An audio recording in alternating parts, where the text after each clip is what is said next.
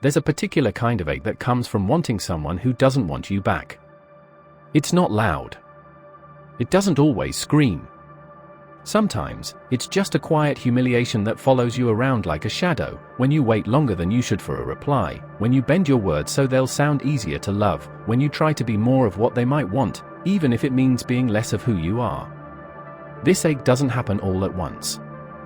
It builds slowly, in the pauses, in the silences, in the cold warmth of someone who knows they don't want you, but doesn't say it outright. Most people think this kind of pursuit is about love. It isn't. It's about something far more primitive. It's about trying to earn what should have been freely given. The affection. The interest. The simple, effortless reciprocity. And when it's not given, we don't walk away. We dig in. We try harder. We mistake the absence of love for a puzzle we can solve. At the heart of this dynamic is a deeper psychological pattern, one that often begins long before any romantic relationship. For many, it starts in childhood. If love was inconsistent, if affection came in waves, if validation had to be earned, if emotional presence was a reward for good behavior rather than a baseline, then the nervous system learns to equate unpredictability with affection. That's called intermittent reinforcement. It's the same mechanism that makes slot machines so addictive. You never know when the reward is coming, so you keep pulling the lever. And when someone shows you just enough attention to keep you hooked, but never enough to feel secure, your brain treats it like a game you can win if you just try hard enough. But it's not a game. It's a wound, replaying itself. Attachment theory helps explain this, too. People with anxious attachment styles often feel hypervigilant about emotional cues. They read into texts, tone, timing. They internalize silence as rejection. So when they feel someone slipping away, they chase, not because they're irrational, but because on some deep level, it feels like survival. Their self-worth gets tangled in whether or not they can get this person to stay. But it's not only the anxious who chase. Sometimes, even those who seem confident, grounded, independent, they, too, find themselves drawn to the emotionally unavailable. Because chasing someone who doesn't want you can become a way of proving something to yourself. If you can get them to choose you, it means you were enough all along. It becomes a test of value. A search for proof. And that's where the ego steps in. The ego doesn't like rejection. It sees it as an insult, not an event.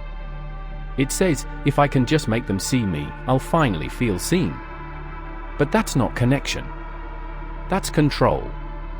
That's trying to manipulate someone's perception of you so you can feel okay with yourself. And it never works. Because even when you win their attention, it often feels hollow. The victory doesn't satisfy, because the wound it was trying to heal was never theirs to fix. What we're really chasing in these dynamics isn't love. It's the feeling of being chosen by someone we believe is above us. We inflate their value and diminish our own. We think, if I can get them to love me, it'll mean I matter. But that belief is the trap. It turns relationships into auditions, connection into performance. Rejection, in these moments, isn't just about the other person. It becomes a mirror. It shows us what we believe about ourselves. That we're not enough unless someone else says we are. That love must be earned, not received. That attention equals worth. And until we confront those beliefs, we'll keep replaying the same story with different people. So what does healing look like? It doesn't look like finding someone new to love you better. It looks like turning inward and asking why you gave so much power to someone who gave you so little. It means sitting with the discomfort of not being chosen and learning that it doesn't mean you're unworthy. It means unlearning the lie that love has to be chased. Healing is quiet. It's not dramatic. It doesn't come with grand epiphanies. It comes in the moment you finally stop texting. The moment you stop hoping they'll change. The moment you realize that love that asks you to prove your value isn't love, it's a transaction. You don't need to be chosen by someone who can't see you.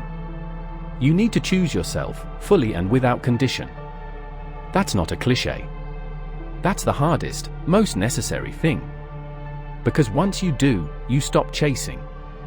Not because you've given up on love, but because you've finally remembered what it's supposed to feel like.